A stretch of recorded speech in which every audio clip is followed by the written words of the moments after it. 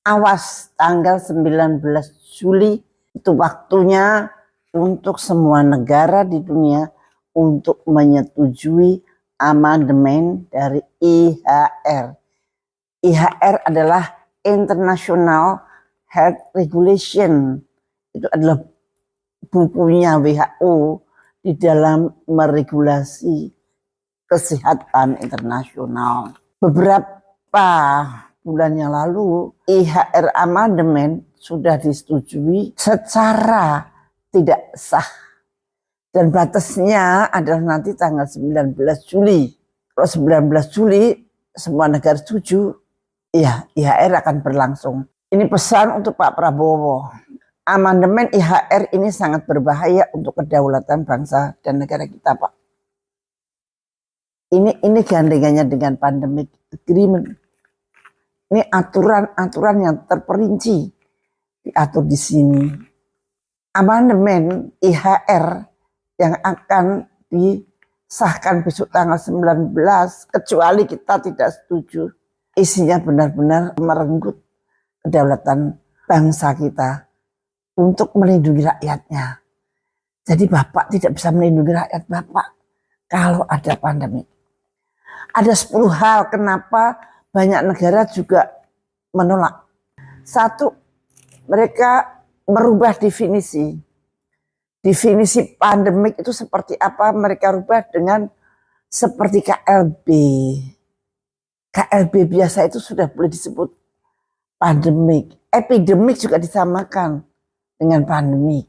Nah, ini berbahaya karena mereka bisa mengatakan pandemik itu sama dengan bioterorisme karena disamakan dengan KLB, karena disamakan dengan epidemik. Epidemik juga mereka akan menentukan gitu. Jadi itu pada definisi itu begitu. Tidak perlu ditemukan virus zoonosisnya. Nah ini berbahaya, Pak. Nomor 2, Dirjen WHO adalah orang yang berhak mengatakan ini pandemi, ini epidemik, ini KLB, bukan Menteri Kesehatan, bukan Presiden. Dan nomor 3, pendanaan. Kita disuruh mendanai apa perintahnya dari WHO. Apapun perintahnya harus didanai dengan dana kita. Kalau kita tidak punya dana gimana? Disuruh hutang, Pak. Jadi memang tujuan mereka adalah membuat kita supaya utang. Terus nomor 4, versi yang final itu belum jadi. Versi yang final ini mengatur tentang pendanaan lah. Nomor 5, mereka tetap mengadakan OTG, orang tanpa gejala. Itu tidak cocok dengan ilmu kedokteran. OTG itu kemudian di karantina, itu tidak cocok. Yang namanya OTG atau orang tidak bergejala itu tidak akan menular dan tidak akan menderita. Makanya tidak perlu dikarantina. COVID yang dulu itu salah, Pak. Dan kemudian yang sangat menyedihkan, satu, kita kalau mau ke luar negeri mesti harus pakai paspor tentang vaksin dan sebagainya, dan kemudian disemprotin. Kalau mau masuk ke negara mesti semprotin pakai insektisida atau pakai apa. Mereka juga memaksa.